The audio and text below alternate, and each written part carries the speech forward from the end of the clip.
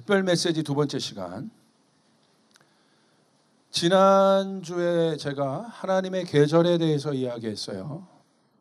그리고 하나님의 시간, 하나님의 계절이 있다. 그 하나님의 시계를 봐야 한다. 그 하나님의 시계를 볼 수 있는 것은 특별히 땅끝, 지금 중동이다. 우리가 왜 그곳에 정렬하고 하고 있는지에 대해서 여러분에게 말씀드렸습니다. 우리가 그 시대 안에 살아가고 있다. 여러분, 요즘에 뭐 역사 강의들 많이 나오잖아요. 제 가슴을 뜨겁게 하는 역사 강의들은 뭐냐면 한국이 위기 가운데 있을 때 그 시대에 반응했던 젊은이들이에요. 독립운동이든 아니면 여러 가지 일들이든 그 시대에 반응했던 그 시대의 부르심에 반응했던 사람들, 그 사람들이 역사를 바꿔왔어요. 시대의식, 역사의식. 그것은 굉장히 중요한 것이고, 젊은이들에게 이 시대의식과 역사의식이 없다면 여러분 곰곰이 한번 생각해 보셔야 돼요. 이건 굉장히 중요한 질문이에요. 여러분의 나이 때 이것을 찾지 못하면 이제 40이 되고 50이 되면 시간이 없어요. 기회가 없어요. 내가 20대라고 생각하는 사람 한번 손 들어보세요. 높이 손 들어보세요. 20대. 얼굴은 아닌 것 같아요. 할렐루야. 30대 한번 손 들어보세요. 이 20, 30대, 물론 10대 때부터 하려고 한 게 커버너트예요. 20, 30대, 여러분이 이 시대 정신에 대해서 여러분이 정립하지 않으면 정말 어렵습니다. 이것은 여러분보다 인생을 먼저 산 또 목사이지만 선배로서 여러분에게 진지하게 조언을 해드리는 겁니다. 그래서 우리가 오늘 내가 성도고 하나님을 믿는 사람으로서 어떤 시대 속에서 내가 살아가고 있느냐, 이것은 굉장히 중요한 문제예요. 굉장히 오늘 나의 현실과 먼 이야기처럼 들려질 수 있지만 여러분 그러지 않아요. 조금만 여러분 가만히 생각해 보면 우리는 그 시대 안에 있다는 거예요. 내가 좋던 싫던, 내가 인정하건 인정하지 않건, 내가 그것을 인식하건 인식하지 않건 간에 여러분 중요한 것은 우리가 그 시대 안에 들어가 있다. 엄청나게 격변의 시대 가운데 우리가 있다. 이것은 굉장히 중요합니다. 여러분 오늘 저는 이 4차 산업을 좀 이야기하고 우버를 얘기하고 그리고 선교를 좀 말씀드릴까 하고 오늘 나왔던 전반적인 함의적인 의미를 가지고 다음 주 마지막 구체적으로 우리가 어떤 바디를 구성해야 되는지에 대해서 실제적으로 전략 아닌 전략들을 나눌 겁니다. 여러분 역사를 보면 시대를 보면 굉장히 중요할 때마다 어떤 중요한 이 역사가 바뀌는 변곡점들이 있었어요. 우리는 그 변곡점을 뭐라고 얘기하냐? 그 변곡점을 기점으로 마치 게이트 같아요. 그 문을 기점으로 역사는 완전히 다른 시대가 돼버렸어요. 다른 시대가 돼버렸던 건 뭐냐면 삶의 모든 패턴들이 바뀌고 생각의 패턴들이 다 바뀌기 시작했어요. 지금 여러분 뭐 1920년대, 30년대 패러다임을 갖고 오늘 현대를 살아갈 수 있습니까? 살아갈 수 없어요. 모든 것이 바뀌었기 때문에. 지금 다음 세대들을 이 디지털 혁명 시대라고 얘기하는데 그래서 다음 세대들을 지금 어떻게 정의하고 있냐면 실제적으로 랄프 윈터가 그 세계를 이게 바라볼 때 그 복음의 확산을 가지고 매핑을 할 때 미전도 종족이라는 개념을 끌고 왔어요. 미전도 종족이 어떻게 되냐? 옛날에 나라를 그냥 선교했는데 나라를 안에 들어가 보니까 나라 안에 수많은 종족들이 있다는 것을 알게 됐어요. 근데 그 종족들을 디파인하지 못했어요. 정의하지 못했어요. 그래서 미전도 종족이라는 개념이 딱 나온 거예요. 그래서 복음이 땅끝까지 전해지는 데 있어서 그 미전도 종족들을 카운터하고 그들을 구체적으로 변화시키는, 그래서 굉장히 중요한 어떤 개념이 됐습니다. 선교적 흐름. 근데 이런 개념 속에서 여러분 지금은 누가 미전도 종족일까요? 넥스트 제너레이션을 이 디지털 세대를 미전도 종족 개념으로 지금 인식하고 있습니다. 무슨 말이에요? 완전히 다르다는 거예요. 완전히 다른 패러다임이에요. 여기 20대만 해도 여러분은 늙었어요. 할렐루야. 여러분 뭐 디지털 세대 같지만 여러분 그러지 않아요. 정말 저 밑에 10대 그리고 막 얘네들한테 가야 얘네들의 라이프를 읽어봐야 진짜 디지털 시대가 뭔지를 진짜 우리가 볼 수 있어요. 그러니까 벌써 미안합니다, 여러분. 여러분들 벌써 늙었다고 제가 선포해서 미안합니다. 근데 이게 현실입니다.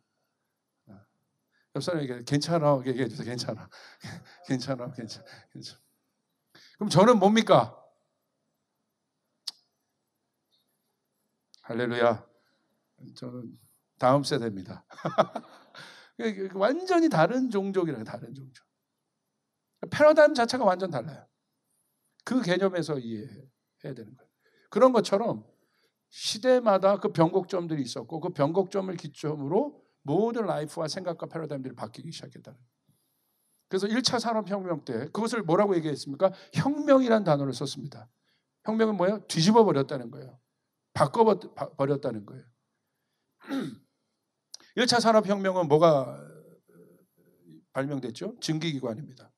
기계혁명입니다. 그 농경사에 있었던 것이 이제 기계화되기 시작했고 도시화되기 시작했고 2차 산업혁명을 우리가 뭐로 보고 있습니까? 전기에너지 기반의 대량 생산혁명이 일어나기 시작해요. 그래서 완전히 또 바뀌기 시작했어요. 그리고 쭉 오다가 어떻게? 3차 산업 뭡니까? 컴퓨터와 인터넷을 기반으로 한 지식정보혁명. 그것이 우리의 삶을 얼마나 많이 바꿔놨습니까? 아날로그 세대였던 우리들이 여러분 그때 이런 일들이 인터넷이 그때 개발되고 발견되면서 얼마나 우리의 많은 라이프를 바뀌었고 지금은 그 세상 없이 못 살잖아요. 얼마나 많이 바꿨습니까? 생각의 구조도 바꿨죠. 지금 이제 화두가 되는 것이 뭐냐? 이미 화두가 됐죠. 4차 산업혁명. 이것은 제2차 정보혁명이라고도 얘기하는데 여러분 잘 아는 거죠. 지금 화두가 되는 것들이 뭐죠? 네. 테크놀로지, 기술, AI 그리고 뭐 빅데이터 이런 그 키워드들이 앞으로의 미래를 바꿔가고 있다는 거예요. 디자인하고 있다는 거예요. 이 시대가 그 변화들을 요구하고 있어요. 그러니까 우리 교회가 오늘 이 메시지를 고민해야 되는 이유는 뭐예요? 우리가 그 시대 안에 들어가 있기 때문에 이 엄청난 이 변화의 변곡점 안에 우리가 들어가 있기 때문에 그 게이트 앞에 있는 것이 아니라 제가 봤을 때 이미 들어가 있기 때문에 이것이 중요합니다. 이 4차 산업혁명이 본격적으로 화두가 된 것은 여러분 2016년 1월 열린 다보스 포럼에서 이것이 화두가 됐는데 사실 그 전에 독일에서 2010년에 하이테크 전략이라고 해서 2020 프로젝트를 했었습니다. 거기에 이제 나왔던 그 키워드들이 인더스트리 4.0 이것들이 이제 확산되기 시작하면서 2016년에 경제 포럼인 다보스 포럼에서 이것들을 이제 화두로 올리기 시작하면서 이제 본격적으로 이 4차 산업 시대가 무엇인지에 대해서 정의하기 시작했어요. 이렇게 정의했더라고요. 디지털 혁명에 기반하여 물리적 공간, 디지털적 공간 및 생물학적 공간의 경계가 희석되는 기술 융합 시대. 뭐야 도대체 이게? 뭐 이렇게 복잡하게 설명해? 그러니까 무슨 말이에요? 한마디로 모든 영역이 붕괴됐다는 거예요. 융복합되고 있다는 거예요. 기술의 근간에서. 기술 융합 시대라고 이렇게 정의하고 있는 것이죠. 그 변화되고 있는 그 시대 속에서 우리가 지금 들어있다. 우리 교회가 있다. 여러분이 있다. 여러분의 삶의 실제가 이 변화 안에 있다. 그래서 굉장히 중요한 문제입니다. 그러면서 이제 나왔던 이 4차 산업 시대 핵심 무엇입니까? 디센트럴라이제이션이 핵심이에요. 분산시키는 것입니다. 기존에 있었던 어떻게 보면 3차 산업혁명 시대를 거점으로 해서 새 시대가 도래하는 데 있어서 이미 중심이 되었던 중심권들을 분해시키고 있는 거예요. 지금. 어떻게 보면 포스트 모더니즘의 사고적 기반에 있기 때문에 이런 것들이 사실은 움직여지고 있는데 강력한 분해가 일어나고 있어요. 그러니까 그 힘들을 집합시키지 않아요. 이제 분산시키고 있는 거예요. 그러니까 이 시대에서 각광받는 사람들은 누굽니까? 뭔가를 움켜쥐고 있는 사람이 아니라 통용하는 사람들이에요. 그 사람들을 뭐라고 불러요? 네트워커라고 부릅니다.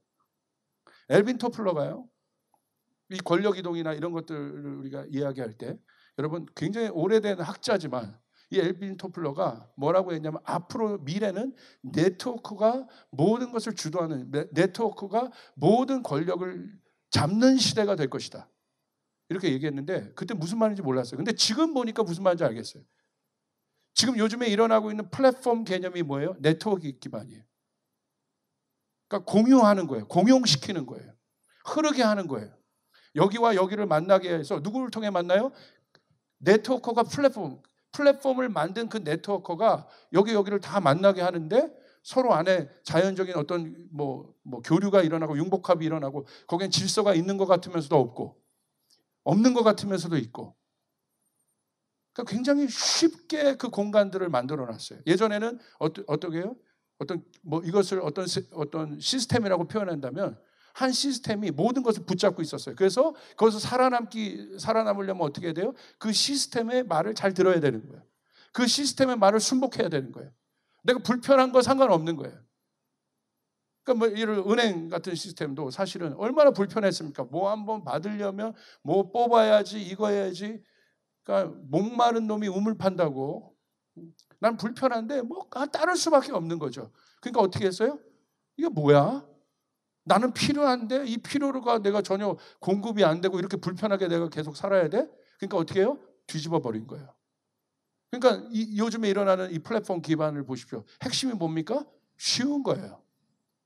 장벽이 없어. 가로막는 것이 없어요. 쉽다는 거예요.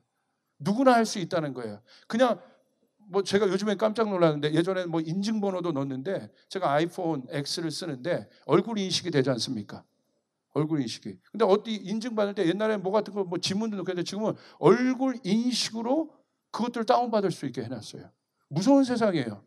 이게 근데 여러분 굉장히 엄청난 시스템 같지만, 저희 딸이 제 아이폰을 갖고 5번을 열었어요. 할렐루야. 제가 한번 이거 크레임 걸까 지금 싶어요. 이게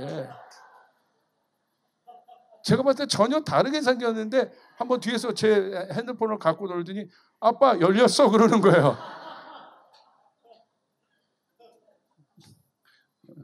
분명히 제 딸은 맞긴 맞습니다. 5번을 열더라고요. 믿지 마십시오, 테크놀로지를. 제가 이걸 크레임하면 제가 몇백억을 지금 받을지.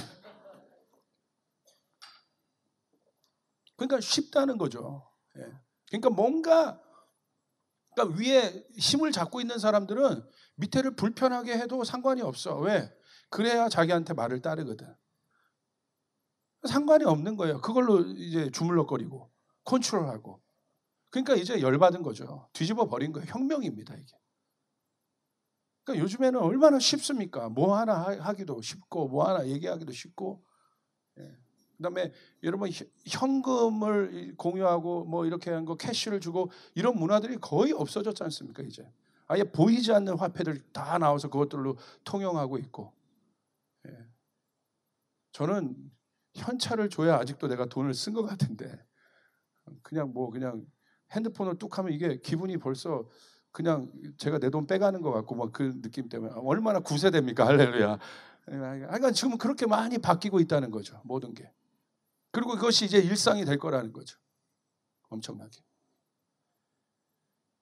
그 개념에서, 이 디센트럴라이제이션 되는 개념에서 핵심이 뭐냐면 공유입니다. 공유. 쉐어하는 거예요. 그러니까 이 엄청난 큰 골리앗 같은 세력이 있지 않습니까? 다윗과 같이 연약한 사람, 예를 들어 골리앗 앞에 다윗과 같이, 물론 믿음으로는 이기는데, 그냥 인간적으로 볼 때 어떻게 그것을 이깁니까? 이길 수가 없어요. 골리앗을 이길 수 있는 방법은 개미 군단끼리 연합하는 것밖에 없어요. 그러니까 그 개념이 바로 공유예요. 그러니까 사실은 이제 이 새 시대는 그것에 대해서 문을 열어줬어요. 그것에 이제 여러분, 우리가 지금 이미 일상에 들어온 개념들이 에어비앤비 같은 거 아니겠습니까? 그러니까 뭐예요? 잉여 물자들, 남은 자원들을 낭비하지 않고 공유시키겠다는 거예요. 그러니까 사실 산업적으로도 되게 좋아요. 이제 이런 융복합들이 이런 비행기도 요즘 예전에는요 거의 뭐 빈자리들 많았는데 요즘엔 빈자리가 없어요. 왜? 항공사끼리 다 공유하고 있습니다. 시스템들을. 그러니까 뭐 코드 쉐어 해가지고 다 공유하고 있고 다 보고 있고. 그러니까 이게 엄청난 뭐 진화적 개념으로 보면 엄청난 진화들을 지금 하고 있는 거예요. 그러니까 여러분 보십시오. 뭐 에어비앤비 같은 경우도 유럽에서는 한 달 막 이렇게 휴가를 가거든요. 그럼 그 기간 안에 집 놀리면 뭐 합니까? 와서 쓰게 하는 거예요. 그러니까 자기는 가고 그 집은 쓰고. 그러니까 우리가 처음에 남의 집 가서 산다는 게 되게 어색했는데 지금은 그냥 그렇게 받아들이고 있어요. 불과 몇 년 만에. 근데 이 장벽들이 이 속도가 엄청나게 빠르게 지금 변하고 있다. 여러분 차량도 마찬가지잖아요. 이제 뭐 굳이 차 살 필요 있나? 이런 질문들이 나오고. 지금 일본 같은 경우는 차 사지 않는 캠페인들을 가고 있어요. 왜? 공유해서 쓸 수 있으니까. 그것도 돈 벌어서 뭐하고 아마 집도 아마 나머지 다 이런 쉐어링 이코노미, 이 공유 경제들이 지금 움직이고 있다는 것이죠. 그러니까 세상도 뭔가 이제는 혼자가 아니라 융복합하고 있다는 거예요. 독고다이로 혼자 가면 이제 끝나는 거예요. 살아남으려면 여러분이 앞으로 살아가는 세상에선 여러분이 성공하려면 어떻게 되냐면 이 패러다임 자체를 바꿔야 돼요. 할렐루야. 네. 그것을 빨리 할 수 있고 유연하게 그 네트워크들을 빨리 할 수 있는 사람. 엘빈 토플러가 얘기했던 것처럼 보니까 그 네트워크가 결국 권력의 힘이 중심이 되더라고요. 페이스북 보십시오. 네트워크예요, 그게. 근데 지금 주커버거가 갖고 있는 힘을 보십시오. 어마어마하지 않습니까? 정치가들이 여러분 눈치 나봅니다. 왜? 거기서 뭐를 띄워주느냐에 따라 여러분 정치 판세가 바뀌는데. 그러니까 엘빈 토플러가 앞으로는 네트워크가 권력이다. 예전에는 그게 무슨 말인지 이해를 못했는데 지금 너무 이해가 되는 거예요. 그런 시점 속에서 교회는 어떻게 움직여야겠습니까? 하나님이요, 그 시대마다, 그 역사마다 하나님이요, 그 역사의 특징들을 하나님이 사용하셨어요. 보십시오. 복음이 어떻게 전파돼요? 그냥 전파됐습니까? 발명술의 기술을, 인쇄술의 기술을 사용하셨다는 거예요. 그걸 통해서 복음이 확산됐어요. 하나님이 그 시대의 테크놀로지를 쓰십니다. 길을 쓰셨어요. 로마로 들어갔기 때문에 전 세계에 복음이 전해진 거예요. 저기 두메산골에 복음이 전해졌으면 어떻게 복음이 전해지겠습니까? 쓰신다는 거예요. 그 길들을. 항해술의 발달로 인해서 전 세계로 들어갈 수 있었어요. 영국과. 이 항해술들이 얼마나 발전됐었습니까? 그 발전으로 해서 스페인. 그 복음을 들을 수 있었다는 거예요. 오늘 마찬가지로 모바일이라는 이 기술을 통해서 중동 지역에 얼마나 많은 사람들이 모바일을 보면서 돌아오는지 몰라요. 왜? 그냥 프리칭이 안 되니까. 쓰신다는 거예요. 우리가 뭔가 세상 뭐 이런 걸 자꾸 담사놓고 사는데 그러지 않아요. 하나님이 적극적으로 쓰신다는 거예요. 그러면 사랑하는 여러분 깨어 있으시길 바랍니다. 우리 교회가, 오늘날의 교회가, 우리들이 이 시대 속에서 내가 그리스도인으로서 어떤 흐름 속에서 내가 지금 살고 있느냐, 이것은 굉장히 중요한 문제인데, 제가 이 시대의 특징들에 대해서 얘기했지 않습니까? 공유경제, 대표적으로 무엇입니까? 그 공유는 그 플랫폼인데, 대표적으로 저는 오늘 이야기하고 싶은 게 우버입니다. 차량 공유 서비스. 제가 이 우버를 이번에 유럽에서 한번 이용해보고 정말 깜짝 놀랐어요. 와, 내가 말은 많이 들었고 우버의 부작용들 이런 것들 너무 많이 들어가지고 우리나라에서 굉장히 저는 선입견이 있었는데 사실은 제가 우버를 이용해보고 깜짝 놀랐어요. 여러분 여기서 우버 이용해보신 분 한번 손 들어보세요. 이야, 그래도 깨어있네 많이. 할렐루야. 깨어있네. 카카오 택시 말하는 거 아니에요. 카카오 택시 말고 우버. 나 카카오 택시 벌써 손이 많이 내렸습니다. 카카오 택시랑 우버는 플랫폼 기반 자체가 완전 달라요. 카카오 택시는 기존 플랫폼을 이용한 거고, 이래서 혁신이 일어날 수가 없어요. 기존 플랫폼. 절대 새 시대는 기존 플랫폼을 해서 참고해서는 가지만 사실 그것도 사실 기존 플랫폼에서 나온 거죠. 그런데 기존 플랫폼에 뭘 보며 나온 거예요? 생명력 없는 것들을 보면서 나오는 거예요. 강력한 그래서 기존 플랫폼들이 이 새 플랫폼이 일어날 때 강력한 반발을 하는 이유가 뭐냐면 자기가 하지 못했던 것들 여기서 해버리거든. 그러니까 위협 세력이 되는 겁니다. 예를 들어서 사울이 기존 플랫폼이었어요. 오늘 IT 쪽으로 여러분 성경 한번 보길 바랍니다. 사울이 기존 플랫폼이었어요. 누가 일어납니까? 다윗이 일어납니다. 그러니까 누가 반발을 합니까? 기존에 있었던 힘이 있었던 사울이 새 플랫폼을 핍박합니다. 예수님 시대에 보십시오. 기존 플랫폼은 뭐예요? 이 종교인들, 종교 지도자들 중심으로 한 바리새인들과 같은 그런 사람들 중심으로 한 성전 중심의 플랫폼이었습니다. 근데 예수님이 어떻게 해요? 새 플랫폼을 일어나십니다. 누가 예수님을 핍박합니까? 군중이 핍박합니까? 아니죠. 누가 핍박해요? 기존의 힘을 가졌던 플랫폼이 새 플랫폼을 핍박하는 거예요. 지금 일어나고 있는 문제 똑같은 거예요.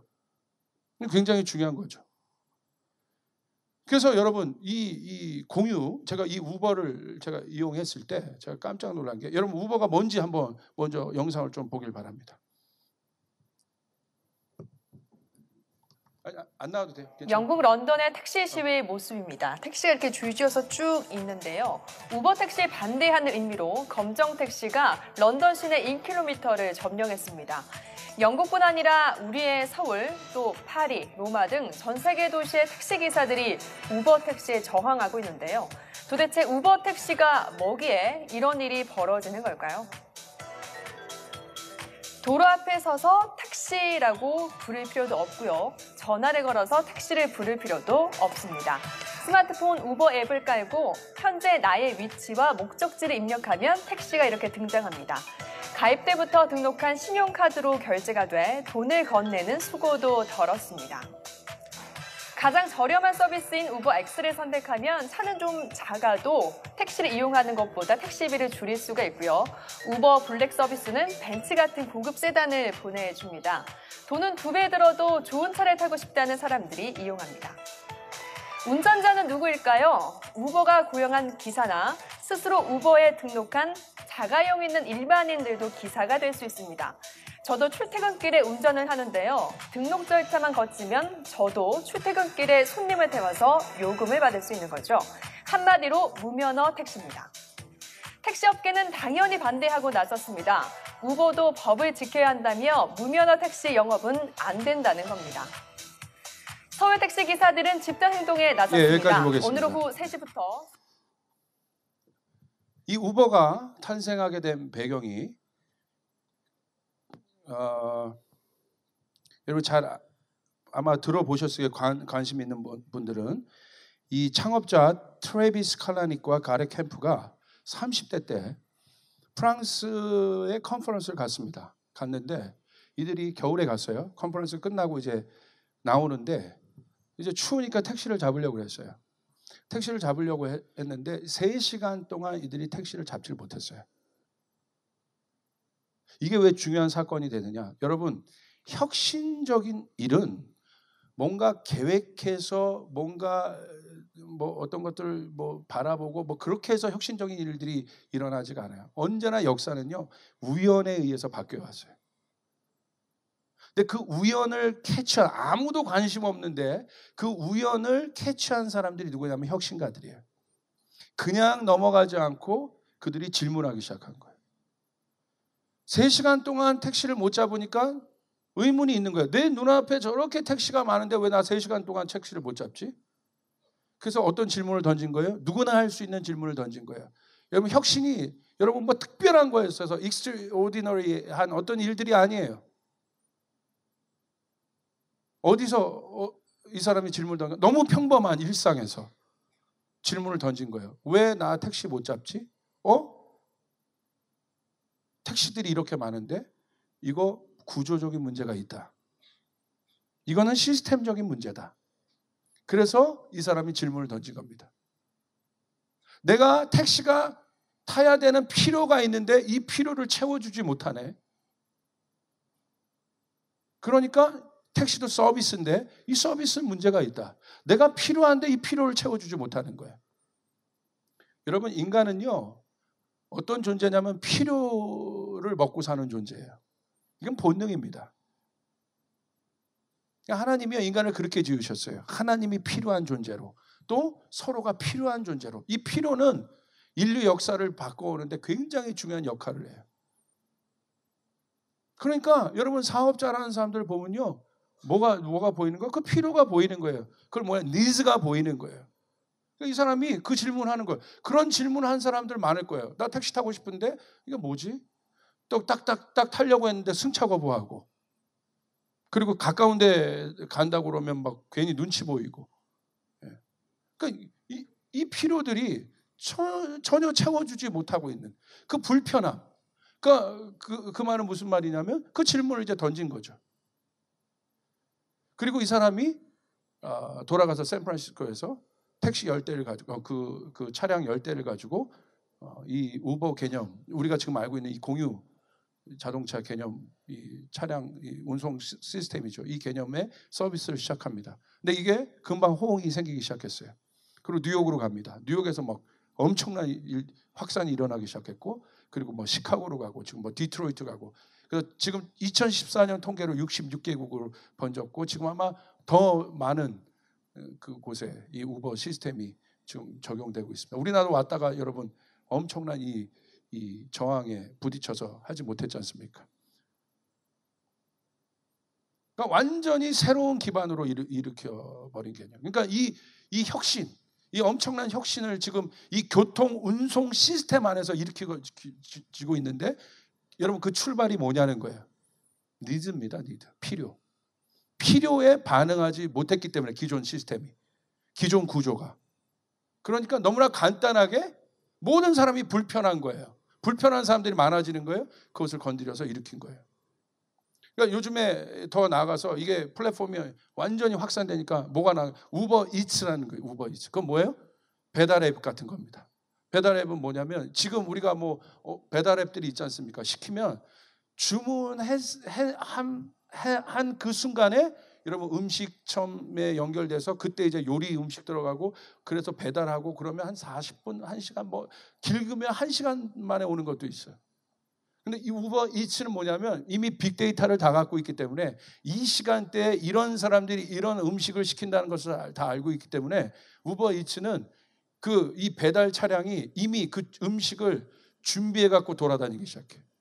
그래가지고 오더를 내린과 동시에 그냥 1분 만에 음식이 와버려. 여러분 신기술이 5분 안에 올 수도 있고. 지금 최근 우버가 발표한 게 뭡니까? 우버 에어를 발표했어요. 이제 기존 항공 시장을 우리가 잡겠다. 그래서 드론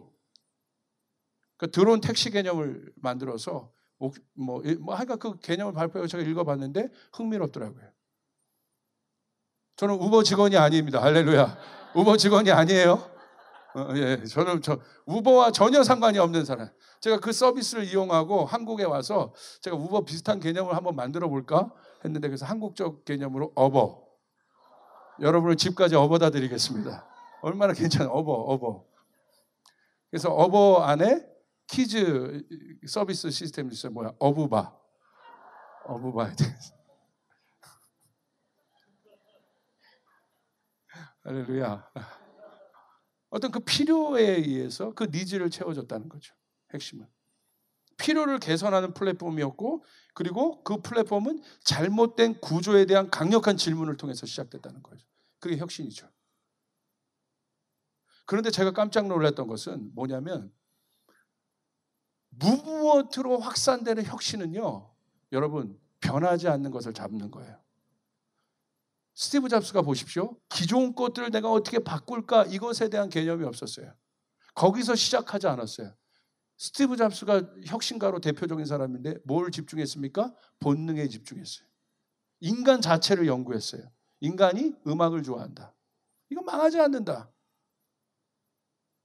인간은 음악을 좋아한다. 보여지는 것을 좋아한다. 그러니까 스티브 잡스의 디자인 철학은 뭐냐면 본능이에요. 그러니까 이건 변하지 않는 거예요. 인간이 태어나면서부터 변하지 않는 거예요. 여러분 뷰티 산업은 절대 망하지 않아요. 본능이니까. 여러분 보십시오. 얼마나 여러분 여기 올 때도 많이 발랐습니까? 베이스, 기초, 눈썹 찍고 바르고 남자들은 그냥 다 끝. 할렐루야. 그러니까 남자들도 요즘에 이제 미용에 신경 쓰니까 그런 사업들. 그러니까 멋있어지고 싶은 욕구, 보여주고 싶은, 그건 본능인 거예요. 그건 망할 수가 없어요. 그러니까 먹고 살만하면 이제 그런 산업들이 떠오르는 거죠. 본능. 망하지 않는 거예요. 그러니까 여러분 우버는 뭘 잡았냐? 제가 딱 보니까 인간 안에 있는 불신과 의심을 잡았어요. 자, 우리가 여행지에 들어갔을 때 제일 이제 걱정되는 게 뭐예요? 두려움이에요. 내가 혼자 여행한다고 생각할 때. 내가 그러니까 거기 눈은 떴지만 장님과 같은 것 같아요. 사람이요, 보이지 않으면 두렵습니다. 안 보이면 두려워요. 모르니까. 그렇죠? 제일 여러분 사람 관계에서도 무서운 사람이 누구냐면 속을 모르겠는 사람이 무서운 사람이에요. 오랫동안 다녔는데 속에 뭐가 있는지 몰라. 내가 저 사람이랑 2년 3년을 살았는데 속에 뭐가 있는지를 몰라. 무서운 사람이에요, 이 사람. 거의 뭐 사이코패스 수준이에요. 속에 뭐가 있는지를 몰라. 무섭죠. 이런 사람이랑 여러분 가까이 있으면 큰일 납니다. 속을 모르겠어, 속을. 그런 사람이 있잖아요. 야, 그러니까 일본 가서도 놀라는 게 그거죠. 속에 뭐가 10년 그런 게 있었어? 속에 이만한 걸 막 숨기고 있었던 그런 게 있었어? 와, 모르는 거죠. 이게 굉장히 중요한데, 그러니까 이게 그 두려움들이 있잖아요. 특별히 운송 수단에 대한 두려움. 저 택시 운전사가 나에게 바가지를 씌우면 어떻게 하지? 뭐 그러니까 인터넷 블로그 찾아보면 절대 무슨 이런 택시는 타지 마라. 얼굴이 인도인 같은 사람의 택시를 타면 100% 바가지를 씌운다. 그래서 딱 탔어요. 그래서 제가 얼굴 보고 인도인 거 딱 봤더니 한국 사람이야. 얼굴이 인도인 같이 생긴 거야. 할렐루야. 제가 어렸을 때 고등학교 친구 이름이 별명이 말레이라고 있었어요. 안영철 집사님. 근데 얼굴이 한국 사람인데 얼굴이 말레이 같이 생겼다고 하죠. 말레이. 그게 말도 안 되는 정보인 거죠. 그러니까 그런 차를 타면 택시 바가지 쓸 이유 뭐 그거 없다. 여러분 말도 안 되는 통계고 말도 안 되는 정보들인 거죠. 신문보 전사님 같은 경우는 유럽 신사같이 생겼잖아요. 한국 사람 같은 윤수일 같이 생겼고 이렇게 다 잘 생겼고 뭐 있잖아요. 뭐 그런 거 말도 안 되죠. 그러니까 탔는데 이 사람이 돌아가면 어떻게 하냐, 절로 가면 어떻게 하냐, 매타기 요금을 속이면 어떻게 하냐, 타면서부터 뭐예요? 의심해요. 불신합니다. 그러니까 결국은 제가 우버를 타고 깜짝 놀란 것은 테크놀로지로 의심과 불신을 잡았다는 거예요. 깜짝 놀랐어요. 어떻게 테크놀로지로 의심과 불신을 잡을 수 있지? 보이지 않는 건데 이건. 실제적으로 이번에 고성준 목사님이 그 우버 앱이 있으셨습니다. 저희 프랑스에 있었는데 저희가 어디를 가야 되는데 7명 정도가 있었어요. 그러니까 이게 타려면 뭐 차를 2번 나눠 타야 되고 고민이 되더라고요. 우버 한번 이용해 볼까 그러시더라고요. 그래서 저는 카카오 택시 같은 개념인 줄 알았어요. 그래서 뭐 선한 게 없죠. 뭐 그게 아니야, 이거 대단한 거야. 한번 해봐. 그래서 저는 제가 경험해 보기까지 의심의 왕입니다. 이 도마 같은 기질이 있어서. 근데 목사님이요, 딱 보니까 우리 7명이니까 한 차에 가자. 벤 부르면 되겠네. 그랬더니 딱 켰는데 차량 종류가 다 뜨는 거예요. 그랬더니 벤이 딱 떠. 그래서 벤을 딱 눌렀는데 우리가 7명 몇 명 탈 거란 거 딱 등재해주고 딱 7명 이제 벤이 딱 떴는데 누르자마자 드라이버 신상 정보가 딱 떠요. 이 드라이버가 어느 국적 사람이고 어느 말을 할 줄 알고 어떤 사람이 어떤 사람인지. 그리고 몇 분 만에 여기에 오는지 지도가 그 자리에서 바로 뜹니다. 이 차가 어디에서 어떻게 어느 골목을 지나 도고 있는지 그 사람이랑 나랑 실시간으로 보고 있고 여기서 여기까지 가는데 돈이 얼마인지 바로 결제 금액이 딱 올라옵니다. 싼데 예를 들어 한 2만 원 정도 됐어요. 근데 7명이 버스 탈 생각해봐요. 2만 원보다 훨씬 더 들어가요. 싸다, 괜찮다. 바로 눌렀어요. 그러더니 2분 만에 왔어요. 그 차가. 벤츠 벤이 깨끗하게 손질된 벤이 오더니 내리더니 운전사가 양복을 딱 차려입고 그냥 대강목 택시 운전사가 아니라 이게 양복 딱 차려입고 내리더니 미스터 고성준 이러는 거예요. 미스터 고성준. 너무 깜짝 놀랐어요. 미스터 고성준. 왜냐하면 고 목사님의 신상 정보도 그 동시에 떠버린 거예요. 그리고 우리가 딱 탔는데 차가 너무 깨끗하고 너무 좋고 너무 친절하고 거기 타도 기사랑 말할 필요도 없고 내가 가는 행선지 다 알고 돈도 이미 다 결제되고 지불됐고 뭘 더 하겠습니까? 그리고 내가 가고 있는 행선도를 기사가 보는 웹이랑 똑같이 보고 있고, 여길로 가주세요 할 필요도 없어. 둘이 똑같은 웹을 보고 있으니까. 그러니까 우리 안에 있었던 의심, 불신, 이 모든 거를요, 테크놀로지 한 방울 해결했더라고. 깜짝 놀라버렸어요. 이 본능, 우리 안에 있는, 인간 안에 있는 이 두려움과 의심의 본능을, 그 필요들을 어떻게, 이 신뢰도, 그다음부터 제가 두 번째 차도 그럴까? 내가 택시가 우리가 이래서 그랬을 거야 내가 생각했는데, 두 번째 차도 한번 이용해 보자고 해서 이용했는데, 또 똑같이 벤이 2분 만에 그 문 앞에 오는 거예요. 그러더니 내리더니 똑같이, 이번에는 저기 아랍분 기사였어요. 이렇게 딱 양복을 입고 내리더니 미스터 고성추 이러더니, 와. 근데 내렸을 때 제가 잘 이용했습니다. 만족하고 내렸어요. 그러더니 바로 드라이버를 그레이드하는 시스템이 있더라고. 그레이드를 주는 거야. 내가 만족했다. 그러면 팁도 내가 더 줄 수도 있고. 그 그레이드를 바로 매길 수 있습니다. 근데 이게 무서운 시스템이에요. 근데 여러분 놀라운 건 뭐냐면, 그 드라이버도 승객의 그레이드를 매길 수 있어요. 이게 우버 플랫폼 안으로 들어가는 거예요. 무슨 말이겠습니까? 이제 이 우버가 확장되고 그 플랫폼이 확장돼서 여기서 먹고 사는 사람들이 많아지고, 이것이 대세가 돼버리면 어떤 일이 일어나겠습니까? 자기가 엉망으로 아무렇게나 서비스할 수 있는 게 아니에요. 왜? 여기서 그레이드를 매겨버리니까. 그래서 이 운전사가 그레이드가 잘못 매겨지면 이 사람은 그 시장에서 퇴출입니다. 자동차가 좋지 않아요? 퇴출이에요. 관리할 수밖에 없어요. 깨끗하게 할 수밖에. 딱 탔는데 운전자도 좋은데 차가 더러운 것 같아. 내가 그레이드를 더럽다고 한번 매겨버리면 이 사람은 그 시장에서 퇴출이에요. 그러니까 서비스를 좋을 수밖에 없어. 그리고 승객도 마찬가지예요. 뭐 술 먹고 욕하고 아무렇게나 여러분 그 택시를 탈 수 있는 게 아니에요. 운전사도 승객의 그레이드를 매겨버리면 블랙리스트에 떠버리는 거예요. 나중에 그것을 이용하고 싶어도 이용할 수가 없는 것입니다. 제가 이 시스템을 보고 너무너무 놀라버린 거예요. 이게 뭐지? 야, 이게 공유 경제의 실제야? 4차 산업산업의 실제야? 삶의 질을 바꿔버리고 패러다임을 바꿔버리네. 그러니까 이런 개념은요, 여러분 아무 나라에서 사실 들어갈 수가 없어요. 이게 이런 문화적 성숙도가 수반이 돼야 돼요. 영국이나 이런 유럽에서 이런 것들이 각광받고 있는 것이 문화적 성숙도들이 있어요. 그러니까 여러분 중국에서 우버 비슷한 거 했다가 어떤 일이 일어났습니까? 퀄리티 체크 못 했잖아요. 기사나 이런 퀄리티 체크 못 하니까 사고들이 막 일어나는 거예요. 뭐 강간사고라든지 뭐 여러 사고들이. 지금 우버에서도 그런 일이 좀 일어나고 있지만 결국 퀄리티 체크할 겁니다. 그래서 이것을 여기 들어오려면 뭘 해야 돼요? 우버가 만들어 온 문화에 따라야 되는 거예요. 나만 독고다이로 갈 수 없어요. 나만 혼자 갈 수 없어요. 내가 여기에서 이 시장의 혜택을 맛보려면 어떻게 해야 돼요? 그 컬처를 따를 수밖에 없는 거예요. 그러니까 우버의 핵심은 뭐예요? 결국 컬처를 일으켜버린 겁니다.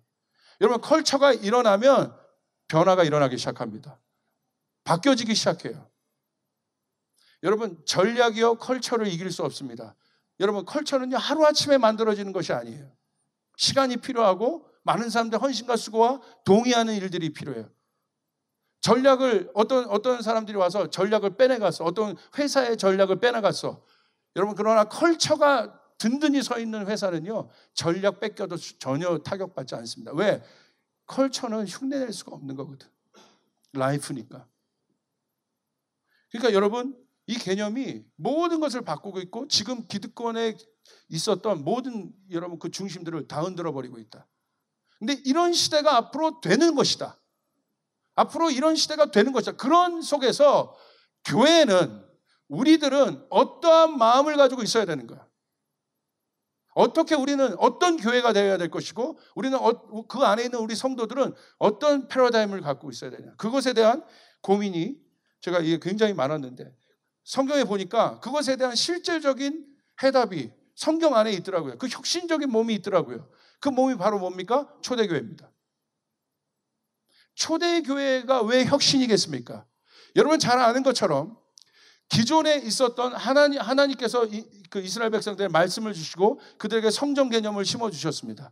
근데 그 성전이 그 당시 있었던 백성들의 니드들을 채워주었습니까? 못 채워줬습니까? 못 채워줬다는 거예요. 배고픈 사람, 가난한 사람, 병든 자, 부족한 자, 억울한 자, 이런 사람들이 백성들 안에 질비한데, 그리고 성전이 그 중심의 플랫폼인데, 그 당시 있었던 성전은 백성들의 필요를 전혀 채워주지 못했다는 거예요. 그 니드들에 응답하지 못했다는 거예요. 그러니까 뭐예요? 죽어 있다는 거예요. 그러니까 예수님이 어떻게 오셨어요? 예수님이 성전이 돼서 오셨어요. 할렐루야. 그래서 예수님이 보여주신 것이 무엇입니까? 예수님 어디로 가셨어요? 필요가 있는 곳으로 들어가셨어요. 배고픈 자에게 가서 뭘 주셨어요? 배고픈 자에게 가셔서 연설하지 않으셨어요. 철학적인 얘기 말하지 않으셨어요. 배고픈 자에게 가서 예수님 뭐 주셨어요? 빵 주셨어요. 할렐루야. 필요를 주신 거예요. 실제를 주신 거란 말입니다. 병든 자에게 가서 여러분 산상수훈 설교하지 않으셨어요. 병든 자에게 가서 뭐예요? 병든 자의 고통이 실제니까 여러분 그 병을 치유하신 거예요. 할렐루야. 실제를 예수님의 성전이신 예수님이 보여주신 건 뭐예요? 실제를 채워주는 몸이었다는 거예요. 필요를 채워주는 몸이었다는 거예요. 그분이 우리의 예수님 되십니다. 할렐루야. 그 예수님이 승천하셨고 제자들을 두셨죠. 그리고 제자들과 함께 하셨죠. 성령을 보내셨어. 그리고 제자들 통해서 뭘 만들었습니까? 초대 교회가 나온 것입니다. 근데 이 교회를 보십시오. 기존 플랫폼과는 다른 거예요. 왜? 여러분 우리는 알고 있습니다. 왜 교회란 개념을 하나님이 딱 두셨을까? 예수님이 딱 말씀하시고 초대교회 가운데 교회를 일으키셨을까? 기존 유대인 사고적인 성전 패러다임으로는 유대인 패러다임을 절대 넘어갈 수가 없습니다. 어디로 넘어갈 수 없어요? 이방인에게로 넘어갈 수가 없는 거예요. 성전 패러다임, 회당 중심의 패러다임으로는 절대 넘어갈 수가 없는 거예요. 그러니까 예수님이 어떻게 하셨어요? 전혀 새로운 공동체인 교회를, 플랫폼을 만드셨어요. 그리고 그 교회가 예루살렘 교회였고, 그 예루살렘 교회를 통해서 어떤 일이 일어납니까? 안디옥 교회로 확장이 됐고, 안디옥 교회를 통해서 이방인에게 복음이 전해지는, 할렐루야, 이방인에게까지 그 복음이 전해지는 그 플랫폼이 되었습니다. 그리고 엄청난 확장이 그 안에서 일어났고 이방인들의 필요를 채워주기 시작했어요.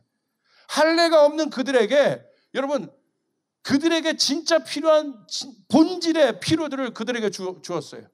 그러면서 교회는 확산되기 시작했습니다. 우리가 생각할 때 여러분 잘 생각해 봅시다.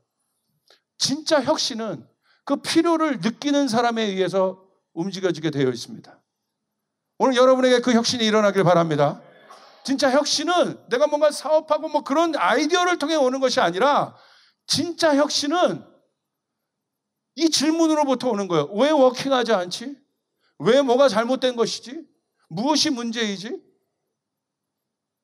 여기서 비판적 사고로 끝나는 것이 아니라, 비판하는 건 다 할 수 있어요. 이 사람은 혁신가가 아닙니다. 혁신가들은요, 비판에 관심이 없어. 왜 생명력이 없는 거야?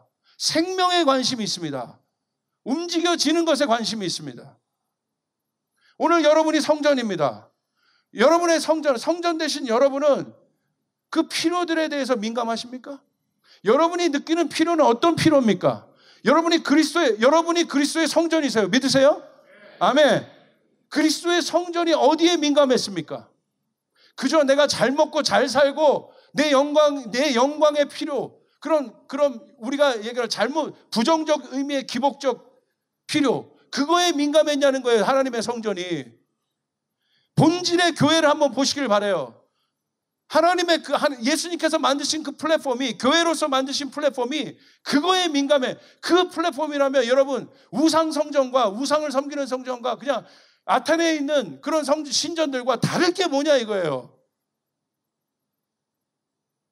유시민이 알쓸 신잡인가 거기 보면서 아크로폴리스를 갔다 오고 얼마나 매력적인 도시예요.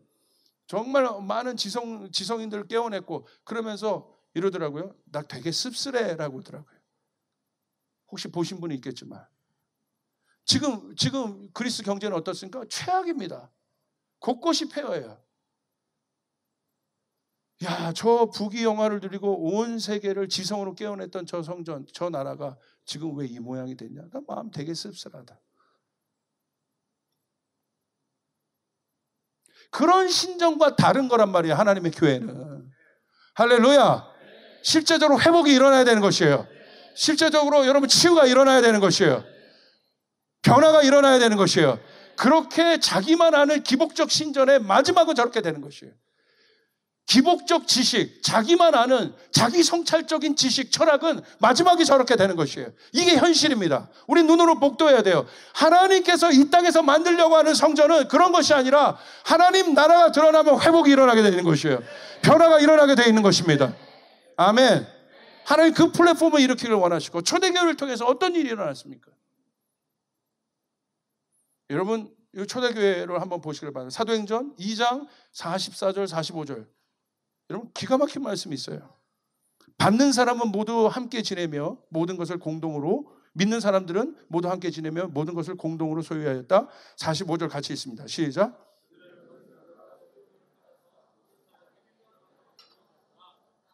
기가 막힌 DNA예요. 정말 4차 산업시대에 딱 맞는 DNA예요. 여러분 시대를 잘 타고 태어나셨어요. 저희 교회에서 이 본질을 계속해서 강조하고 있지 않습니까? 보십시오. 4차 산업시대는 이 공유경제는 필요의 동물처럼 마치 세포처럼 그냥 저절로 움직여지는 공동체, 그런 몸이에요 이게. 근데 여러분 보십시오. 초대교회 플랫폼이 어떻게 되어 있습니까? 45절에 모든 사람에게 필요한 대로 나눠줬다. 초대교회 성도들 안에 필요한 것들이 있었습니다. 그런데 이것이 추상적인 공동체가 아니라, 하나님을 믿는 일들이 추상적으로 끝나는 것이 아니라 거기 있는 모든 사람들의 니드와 필요가 있었어요. 그것들에 응답하는 공동체가 된 것이에요. 할렐루야. 아멘. 여러분이 이 시대에 우리 교회도 바꿔야 될 패러다임은 뭐냐면 나를 넘어서는 것입니다. 이게 제자의 패러다임이에요. 자기를 부인하고 나를 넘어서야 되는 것이에요. 자기애적인 이기적인 사랑을 넘어서서 주님이 말씀하신 진짜 사랑을 여러분 잡으셔야 돼요. 그 사랑이 모든 사람을 회복하게 되는 것이에요. 자기만 관심 있는 게 아니잖아요. 모든 사람의 필요를 서로 관심이 있었다는 거예요.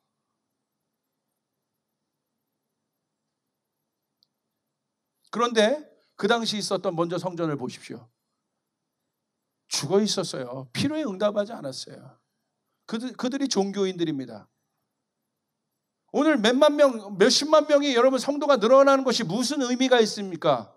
하나님의 사랑과 하나님의 본질, 복음의 핵심도 모르는 사람들이 늘어나고 있다면 우리 하나님 나라를 막는 것입니다.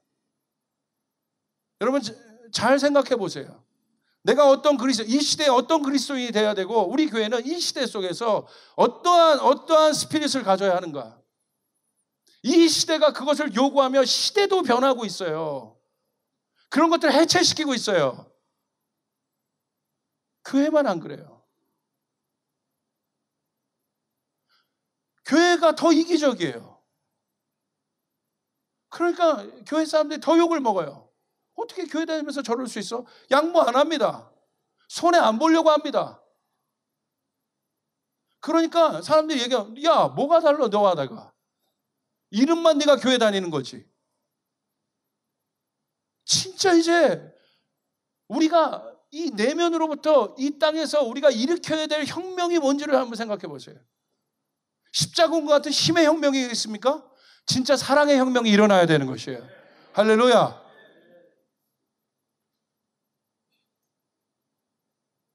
참 성전이신 예수님 보십시오. 그러지 않으세요? 여러분 교회는 조직이 아닙니다. 조직이 되면서부터 어떤 일이 일어납니까?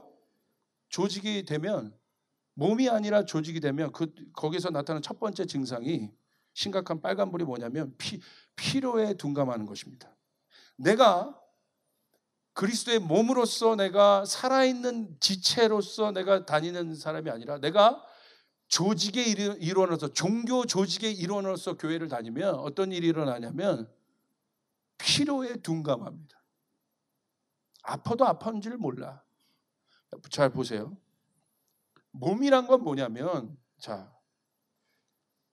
자연스러운 민감성이 몸이에요. 부자연스러운 민감성이 아니라 자연스러운 민감함. 예를 들어서 배고파 보세요. 그럼 필요한 거야. 배고프다. 근데 내가 배고픈 것을 못 느껴.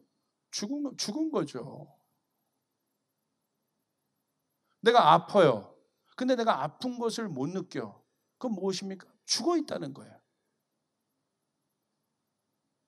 그것이 내 몸으로서도 내가 검증이 되는데, 내가 예를 들어 이 손끝이 아파. 근데 뭐가 느껴요? 이 온몸이 이 통증을 다 느껴요.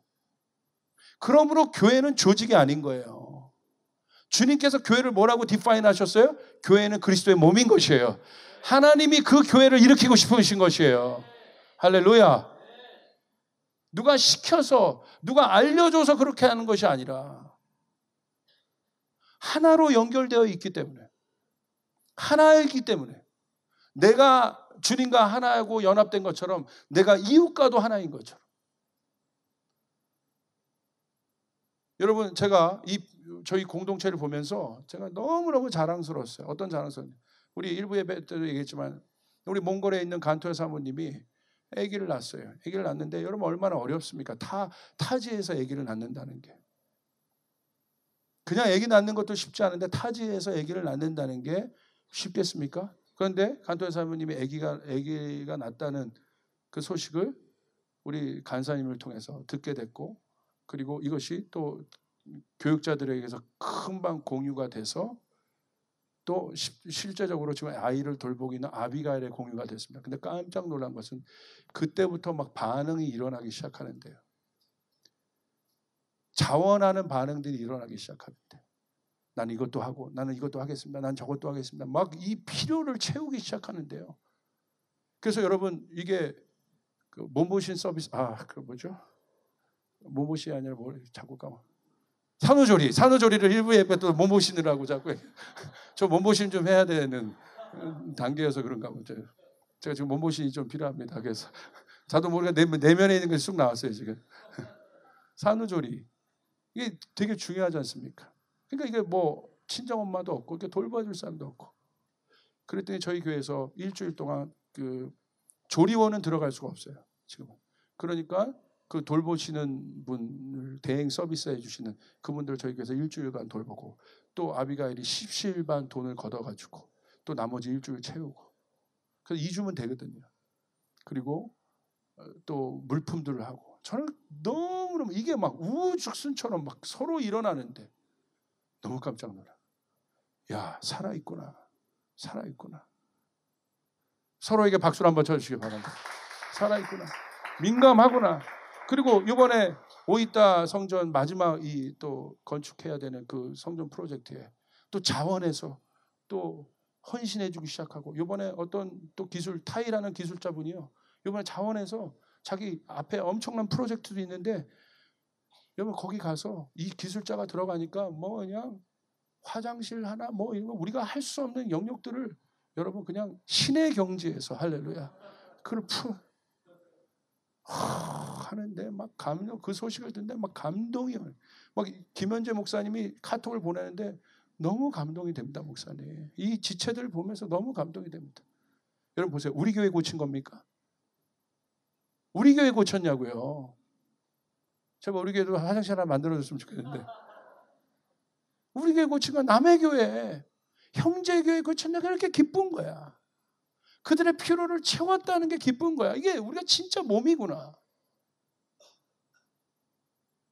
여러분, 기존 시스템은 뭐예요? 그 필요를 채우지 못했어요. 그러니까 필요를 채우지 못하니까 뭐예요? 의심과 불신만 가득합니다. 테크놀로지로도 의심과 불신을 신뢰로 회복해버리는데, 여러분 사실 교회가요 기술만도 못한 거예요. 지금 기술을 만드는 사람들인데 기술보다도 못한 문화를 만들고 있는 거예요. 우리가. 여러분 진짜 이 초대교회 안에 있었던 이 문화가 일어나야 되는 거예요. 할렐루야, 할렐루야. 진짜 돌봐야 되는 거예요. 진짜 필요를 봐야 되는 것이에요. 그렇게 될 때 여러분 하늘의 복이 임해집니다. 그 사람에게 하나님의 복을 주십니다. 자, 초대교회 안에 그 마음이 있었고 그 문화가 있었어요. 보세요. 그냥 됩니까? 그냥 됩니까? 자원을 먹이고 사람들을 먹이고 또 돌보고 치유하고 전도하고 그냥 됩니까? 어떤 일이 일어납니까? 하나님이 어떤 페이버를 주십니까? 베드로가 한 번 설교하는데 3,000명이 모여요. 누가 주시는 거예요? 하나님이 고깃대들을 몰아주시는 거예요. 자원을 몰아주시는 거예요. 하나님 그냥 하지 않게 하세요. 여러분이 마음을 먹으면, 내가 이 사랑의 진리를 깨닫기 시작하면 하나님이 하늘의 자원을 부어주기 시작하는 거예요. 할렐루야. 믿으시면 아멘 합시다. 지난주와 동일하게 열방이 그 필요를 느끼고 있다는 거예요. 근데 아무도 리스폰스하고 있지 않아요. 지금 조금만 나가서, 조금만 내가 있었던 그 영역에서 조금만 내가 탈피해서 목사님이 말로 전해주는 것이 감이 안 온다면, 정말 내가 3일 휴가 내서 내가 그 현장에 가서 냄새 맡아보고 체험해보고 그 애들 보면 이게 추상적인 말이 아니라는 것이 내가 말할 필요가 없이 그냥 알 수밖에 없는, 내가 3일만 투자하면, 내가 직장, 내가 노는데도 내가 막 일주일 가는데 내가 그 일을 위해서 3일만이라도 내가 투자해 본다면 내가 다른 삶을 살 수 있다 이겁니다. 할렐루야. 의미 있는 삶을 살 수 있다 이겁니다. 시대에 맞는 삶을 살 수 있다 이겁니다. 이게 추상이 아니라는 거. 배고픔이 추상적인 일이 아니라는 거. 지금 내가 먹이지 않으면 아사자가 나올 수 있는다는 것이 추상적인 일이 아니라는 거. 고통은 추상적인 일이 아니요. 내 이웃이 고통을 당하고 있어요? 추상적인 일이 아닙니다. 그것은 책에 기록된 것이 아닙니다. 실제입니다. 고통은 현재적인 것이에요. 예수님이 이 땅에 왜 오셨습니까? 그 고통을 해결해 주기 위해 오신 것이에요. 그 필요를 채워주기 위해 오신 것입니다. 우리는 문자적인 예수님이 아니라 살아있는 예수님을 믿고 있는 것이에요. 그분이 오늘도 역사한다는 사실을 믿으시면 아멘 합시다. 이 사실을 믿으시면 아멘 합시다. 오늘 여러분이 이 소식을 듣는 것은 아무나 듣는 것이 아니라는 거예요. 주입불 교회라서 얘기하는 것이 아니라 이 시대에 많은 사람들, 많은 메시지가 있지만 여러분이 오늘 이런 메시지를 듣는다는 건 하나님이 여러분을 향한 엄청난 계획을 갖고 있다는 것이에요. 사랑하는 여러분, 2부 예배 청년들 위해서 제가 준비할 때 주님이 한 말씀 딱 주셨어요. 시간 아끼세요. 시간을 아끼시길 바랍니다. 게임하면서 시간 허송세월 보낼 틈이 없다 이거예요. 여러분, 할 일이 너무 많습니다. 여러분이 하나님 나라를 위해 여러분 쏟아낼 일이 너무나 많습니다. 믿으시면 아멘 합시다. 정확하게 한 단어 주셨어요. 시간 아껴라. 청년들이여, 시간을 아껴라. 시간을 아껴라. 여러분, 이것이 중요합니다. 내가 직장에 있습니까? 일터 속에서 내가 할 수 있는 일이 있어요. 셀러리맨으로서 내가 할 수 있는 일이 있어요. 내가 학생으로서 할 수 있는 일이 있어요. 이것은 엄청난 사단의 함정이에요. 뭔가 갖춰지면 하겠다. 성경 어디를 보십시오. 뭔가 갖춰져서 어떤 일이 일어났는지. 가다 보니까 3,000명 붙여주시고, 가다 보니까 교회를 열어주시고. 할렐루야. 여러분의 인생은 그런 거예요. 그러므로 멈추지 말고 나가야 돼요. 멈추지 말고 가야 돼요. 뒤 돌아볼 틈이 없어요. 옆에 볼 틈이 없어요. 하나님 말씀 붙잡고 이것이 소명이라고 생각되면 멈추지 말고 나가야 됩니다. 나가다가 넘어져도 괜찮아. 일어나면 되는 것이에요. 두려워하지 마세요. 할렐루야. 여러분, 정 할 일이 없으면 저한테 얘기하세요. 목사님, 제가 한국에서 전혀 할 일이 없습니다. 얘기하세요. 제가 중동에 1년 보내드릴 테니까. 아, 진짜 인생이 바뀌어져요. 거기서 아랍어라도 배우고 오셔. 가서 여러분이 선교할 것도 없어. 대놓고 하면 여러분 그냥 잡혀. 안 돼. 할 것도 없어. 그 뭐예요? 아랍 친구들이랑 사귀는 거야. 맨 그러면서 사귀어요. 그러다 친구가 되면 그러다 조금 복음 전하다가 그러다 역사 일어나는 일들이 많아. 여러분, 선교는 영적, 그만하겠습니다. 젊은이들이요, 허송세월 하지 말라 이거야. 시간 낭비하지 말라 이거야.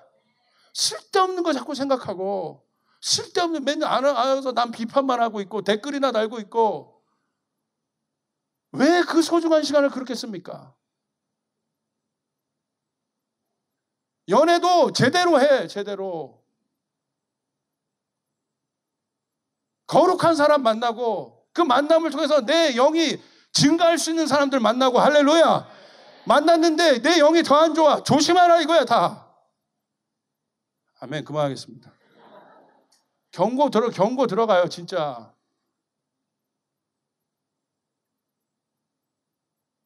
자기 자신에게 질문해 보란 말이야. 내가 내 안에 이 만남을 통해서 어떤 화학작용이 지금 일어나고 있는지, 그것이 음란과 더러운 것과 오히려 하나님을 멀리하는 화학작용이 일어나고 있는지, 아니면 더 거룩한 하나님을 향한 열망의 화학작용이 일어나고 있는지 질문해 보란 말이에요. 젊은이들이요.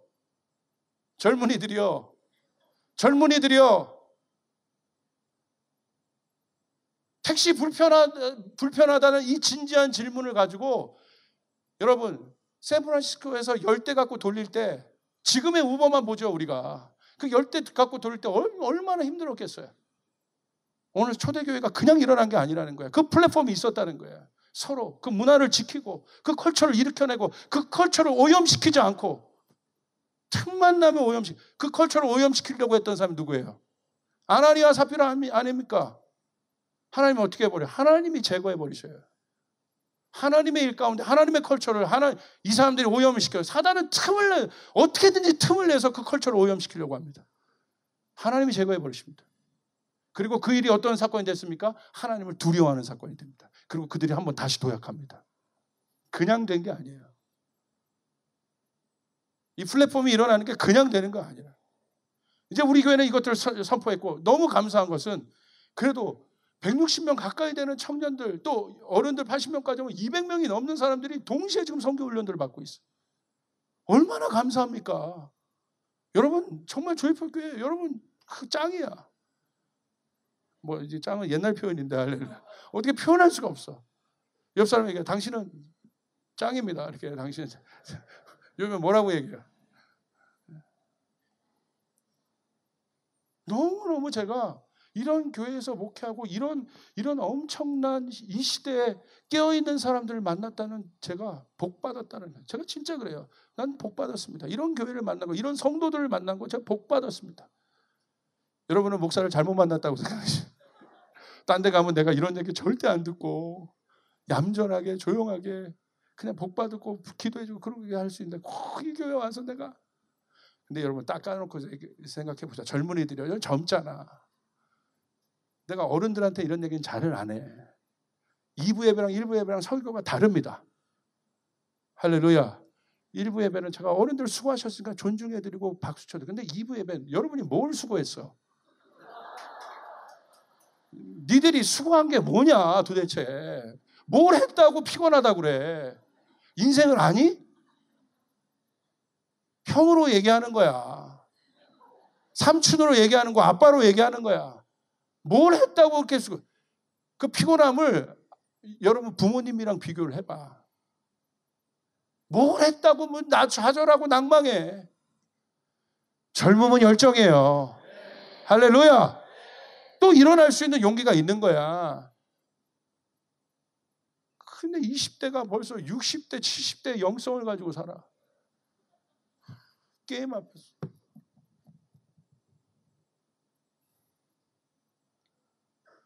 이거 더 해야 되는데 큰일 났네. 자, 그러니까 이런 교회로 일어납시다. 이런 플랫폼으로 일어납시다. 사도행전 4장 32절 35절 그냥 읽고 마칩시다. 여기까지 해도 될 것 같아. 우리 같이 한번 읽읍시다. 크게 시작. 많은 신도가 다 한 마음과 한 뜻이 되어서.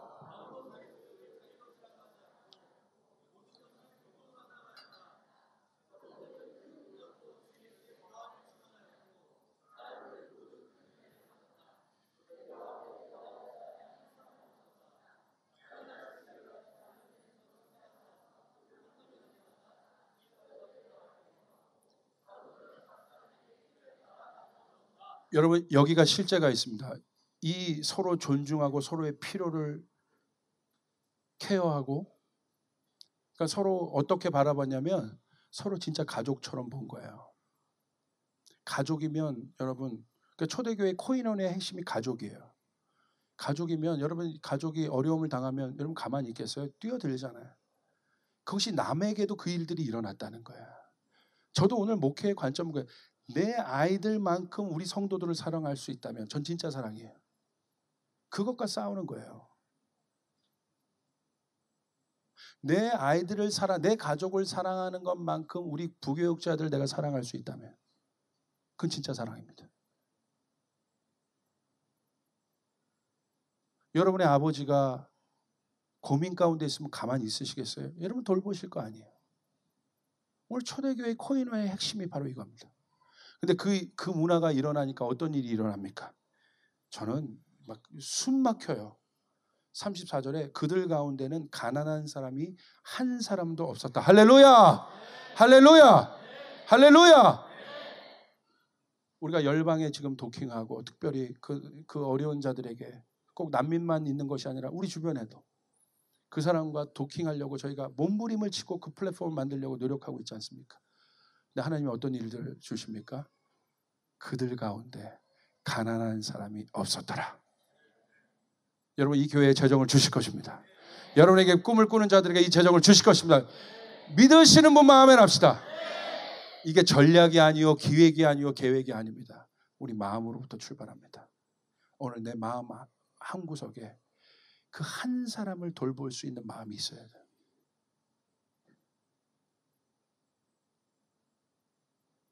오늘 저의 싸움은 그것입니다. 제가 뭐 100명, 200명일 때는 한 사람 한 사람의 니드들을 제가 다 볼 수 있어서 그런데 어느 정도 딱 넘어가니까 볼 수가 없어요. 그래서 제가 저희 부교육자들에게 부탁하는 건 그거예요. 하여간 성도들 가운데 어려움이 있으면 무조건 나에게 알려줘라. 알려줘라. 내가 모른다. 알려줘라. 우리 케어해야 된다. 돌봐야 된다. 그 한 사람을 제 안에 두려움은 뭐 이게 교회가 뭐 이런 거에 하나도 전 두려움이 없어요. 뭐 몇 명 모이고 두려움이 없어. 그런 건 좀 관심이 없어. 진짜 하나님 앞에 나중에 주님이 저한테 물어보실 때 마태복음 25장에 일을 물어보실 텐데 너 그 헐벗은 자가 갔을 때 너 뭐 했니? 그걸로 양과 염소를 나누시잖아요. 주님이 그것 갖고 물어보신다고 우리에게 말씀하시잖아요. 너 뭐 했니? 제가 이런 것도 했고요. 이런 것도 했고요. 이런 업적도 했고요. 이런 컨퍼런스도 했고 이런 거 I don't care. 난 관심 없어. 네가 뭐 했던 거 관심 없어. 오늘 그렇게 그런 사람이 근데 어떤 사람은 그 사람을 돌봤어요. 그러니까 주님이 칭찬해 주신 거예요. 네가 나를 돌봤다고. 주님 나는 그 사람을 돌봤는데 아니 그 사람을 돌본 게 나를 돌본 거다. 아멘. 아멘. 이게 공산주의 사회주의 시스템이 아닙니다. 부자가 있는 자가 다 내서 이 모든 것을 공평하게 인간은 공평할 수가 없어요. 죄성이 안 돼요.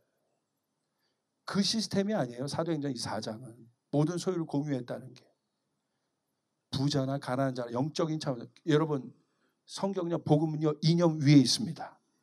믿으시면 아멘 합시다. 민주주의고 사회주의도 아니에요. 그 위에 있어요. 하나님 나라는. 이런 사람도 부자도 자기가 돈이 많은 거야. 그래서 그것을 통해서 돈이 없는 사람을 도울 수 있어. 그런데 다른 곳에 부족함이 있을 거야. 근데 이 사람은 돈이 없을 뿐이야. 그런데 부자가 갖지 못한 어떤 것을 가질 수 있어요. 그것으로 이 사람을 도울 수 있어. 그게 뭐예요? 상호 보완적으로 돕는 구조였다는 거예요. 서로가 함께. 그리고 강한 자도 나도 도움을 받을 수 있다고 인정하고 그리고 나도 도움을 받을 수 있다는 것을 인정하고 나도 도움을 줄 수 있는 존재라는 걸 두 개를 다 듀얼로 인정을 해야 돼. 난 강한데 난 도움 필요 없어. 아니요. 반드시 도움이 필요할 때가 옵니다. 그리고 내가 도움을 줄 수도 있는 것이죠. 이것이 그리스도의 교회고 몸입니다. 우리 사랑하는 성도 여러분 가운데 그 일들이 일어나길 바랍니다. 여러분 이제 이 기쁨을 한번 맛보길 바라요. 내가 뭔가 풀어지고 내가 세워지고 높아지는 기쁨보다 세례요한의 기쁨을 한번 맛보길 바라요. 나보다 남이 세워질 때의 기쁨이 있어요. 그거는 뭐 비교할 수 없어요. 이게 부모님 마음이에요. 그거. 나보다 내 자식이 더 잘 됐을 때 기쁘거든요. 세례요한이 그런 존재적인 기쁨이 있었던 사람이에요. 예수님이 세워진 것을 보고 기뻤다. 여러분 다른 레벨의 기쁨을 맛보시길 바라요. 야, 나같이 부족한 자를 통해서 열방의 저 고아 하나가 세워졌네. 이 기쁨이 있단 말이에요. 이것이 여러분의 일을 하는 일터의 원동력이 될 것입니다. 힘이 될 것입니다. 그리고 내가 얼마나 소중한 존재인지를 알게, 나 같은 사람도 누굴 도울 수 있구나. 그것은 굉장히 중요한 것이에요. 자, 여러분, 그렇게 일어날 수 있는 여러분 되기를 바랍니다. 할렐루야. 이 실제가 우리 교회에 나타나길 바랍니다. 여러분의 손을 통하여 나타나길 바랍니다. 우버가 아니라 어버를 우리가 한번 일으키고, 가난한 자들을 업어드립니다. 어려운 자들을 업어드립니다. 어버 괜찮지 않아요? 어버. 아니, 알았어요. 여러분 그만하겠습니다. 자, 우리 주님께 영광의 박수 올려드리겠습니다.